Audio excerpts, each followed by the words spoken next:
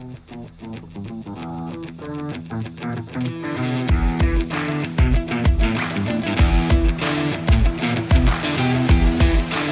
assalamualaikum warahmatullahi wabarakatuh.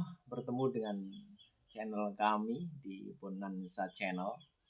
Semoga teman-teman yang kebetulan menyaksikan video ini dalam keadaan sehat walafiat dan berbahagia selalu bersama keluarga.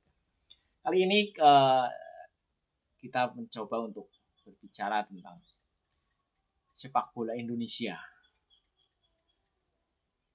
Sepak bola Indonesia seperti kita ketahui bahwa sampai saat ini mengalami penurunan yang cukup signifikan di segi prestasi.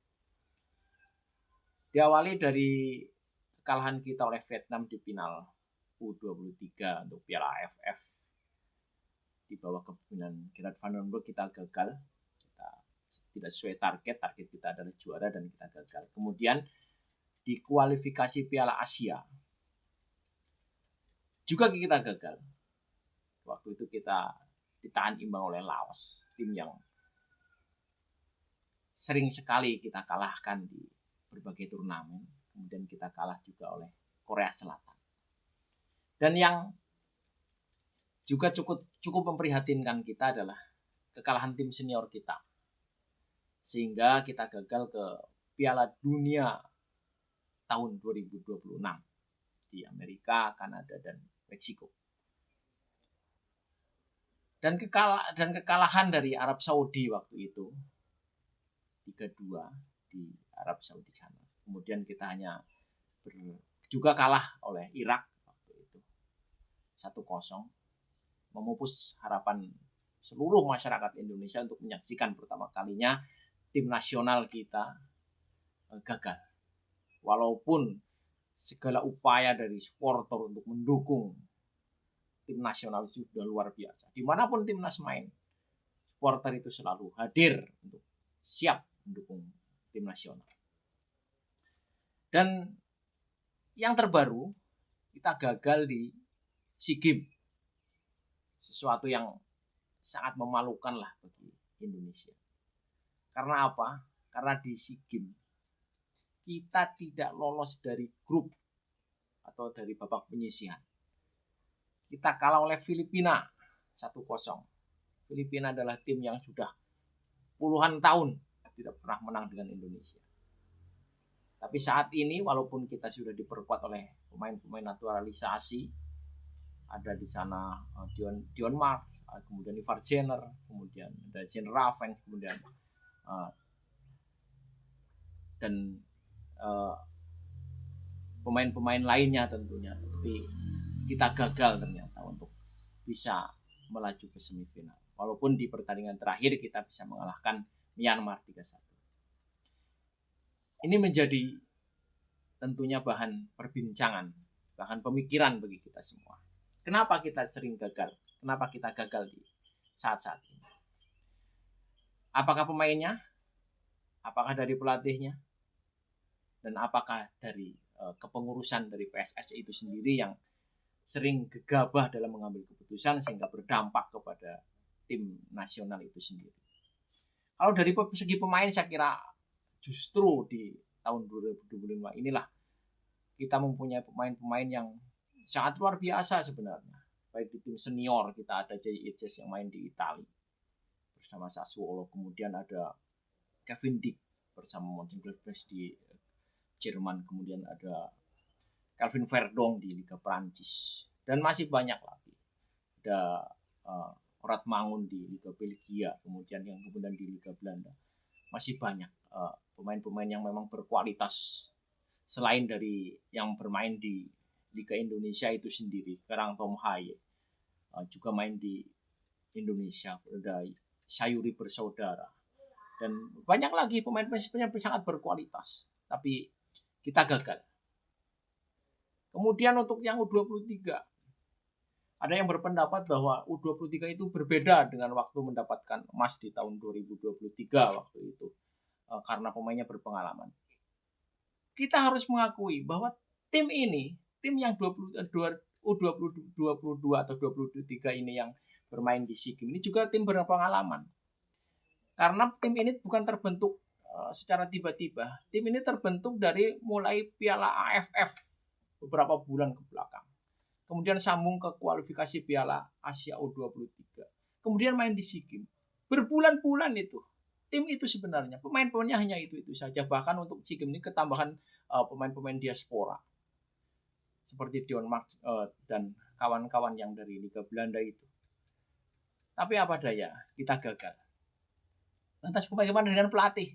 Dari pelatih mungkin bisa kita ambil kesimpulan karena memang PSSI melakukan pemutusan hubungan kerja atau pemecatan kepada Sintayong di saat timnas kita memang sedang naik daun. Waktu itu setelah kita mengalahkan Arab Saudi 2-0 di GBK dengan berbagai pertimbangan yang masyarakat juga kurang begitu tahu, PSSI melakukan pemecahan kepada Sintayong dan mengganti dengan Patrick Kluivert dengan janji-janji yang tentunya Indonesia bisa menembus Piala Dunia U26. Tapi ternyata kita gagal total. Harus diakui. Piala Dunia tidak masuk, AFF tidak juara, kualifikasi Piala Asia gagal, SEA Games pun gagal. Jadi apa solusinya bagi kita semua? Saya sebagai masyarakat rakyat gitulah yang di pelosok Nusantara, kami di Wonogiri ini yang jauh dari Jakarta, Pak, coba untuk mengajak ke semua pihak, terutama di PSSI itu sendiri. Yang terlibat di PSSI ada Esko, ada wakil ketua umum, ada ketua umum sekjen dan semuanya. Kemudian yang ada di barisan supporter dari manapun, dari Bandung, dari Surabaya yang tergabung di aliansi apapun itu nama supporternya. Kemudian di Ultras Garuda yang mendukung tim nasional seperti atau La Grande. Mari sebaiknya PSSI itu bisa membuka ruang untuk berdiskusi, mencari solusi untuk masalah yang kita hadapi. Karena apa? Karena sepak bola Indonesia bagi kami supporter tidak hanya sekedar permainan olahraga, kalah ya sudah, menang ya sudah, tidak seperti itu. Kekalahan timnas Indonesia itu bisa menjadi sesuatu yang sangat menyedihkan bagi kami, sesuatu yang memalukan bagi kami. Karena apa? Karena di era digital seperti ini, di saat Indonesia itu kalah, timnas Indonesia itu kalah, kita akan diketawakan oleh netizen dari tetangga sebelah. Kita akan disepelekan. Bangsa Indonesia bisa disepelekan karena sepak bolanya tidak berkembang atau tidak maju. Oleh karena itu mohonlah kesadarannya kepada semua pihak, terutama di PSSI, untuk bisa membuka diri, menerima saran pendapat dari seluruh lapisan masyarakat Indonesia. Sekarang sudah zaman canggih, berbagai informasi bisa masuk dengan sangat gampang dan cepat. Oleh karena itu mohon sekali kepada yang berkepentingan di kepengurusan PSSI seyogyanya bisa membuka diri, mumpung belum terlambat. Kita belum terlambat. Kebetulan kepelatihan kita di tim senior sedang masih belum terisi. Walaupun sudah ada beberapa kandidat yang diisukan untuk masuk menjadi pelatih atau head coach untuk tim nasional, tapi belum ada yang pasti positif ditunjuk untuk melatih tim nasional. Walaupun sudah center ada Giovanni Van Bronckhorst misalnya atau siapapun lah, tapi kan belum. Oleh karena itu masih ada kesempatan.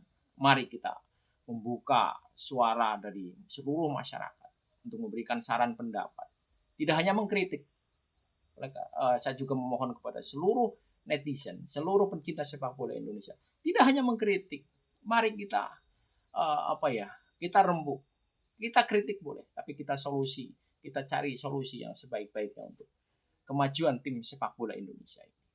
Kebetulan ini di akhir tahun, ini di bulan Desember, dan kepelatihan kita semuanya hampir kosong kecuali di U20 yang sudah terisi oleh Nova Arianto. Dan alhamdulillah Nova Arianto menyelamatkan muka sepak bola Indonesia dengan tampilnya di Piala Dunia U17 dan luar biasa memberikan kemenangan pertama saat melawan Honduras. Kita akui bahwa PSSI memang saat ini ada masalah. Dan saya mohon kepada seluruh elemen masyarakat Indonesia, mari kita bersama, kita bareng-bareng berdiskusi bagaimana agar tim nasional Indonesia itu maju kembali di bawah pemimpin siapapun. Saya tidak akan menyebut nama ABCD, siapapun boleh memimpin PSSI, siapapun bisa menjadi pelatih dari PSSI atau timnas, tapi tentunya harus berkomitmen bagaimana memajukan sepak bola Indonesia dari golongan manapun. Dan tidak hanya itu, kepada para tokoh-tokoh sepak bola lah yang tentunya sudah dekat dengan PSSI, bisa disebut ada Bung Ropan, Bung Binder ya, Binder Singh, kemudian ada Bung Effendi Ghazali, Bung Harfa yang sudah memiliki connect dengan PSSI secara baik. Mari kita terus dorong, kita jangan pernah bosan untuk memberikan kritisi kepada PSSI, karena PSSI adalah milik kita semua. PSSI harus maju. Dan salah satu cara agar kita kembali bisa maju adalah kebersamaan. Dan kebersamaan itu harus kita mulai dari PSSI untuk membuka diri, melakukan rekonsiliasi, menerima saran pendapat dari siapapun, elemen masyarakat yang memang bisa memajukan sepak bola Indonesia. Dan kita ambil keputusan secara transparan, secara profesional, secara proporsional, kemudian kita dukung bersama, dan insya Allah hasilnya akan kita nikmati bersama. Kita tidak takut gagal, tapi alangkah baiknya kegagalan itu bisa sedikit disisihkan lah, sedikit antisipasi dengan cara kebersamaan. Supporter terus mendukung, tim pengurus PSSI terus untuk bekerja membangun sarana prasarana, melakukan program-program kepelatihan, melakukan program-program liga yang baik, dan tim kepelatihan fokus bagaimana menjaring pemain-pemain berbakat di Indonesia untuk menjadi tulang punggung tim nasional. Kita belum terlambat, dan marilah kita terus berjuang dengan berbagai cara, ide, pikiran, pendapat, dukungan untuk PSSI atau timnas tercinta kita. Demikian, dan semoga bermanfaat. Assalamualaikum warahmatullahi wabarakatuh.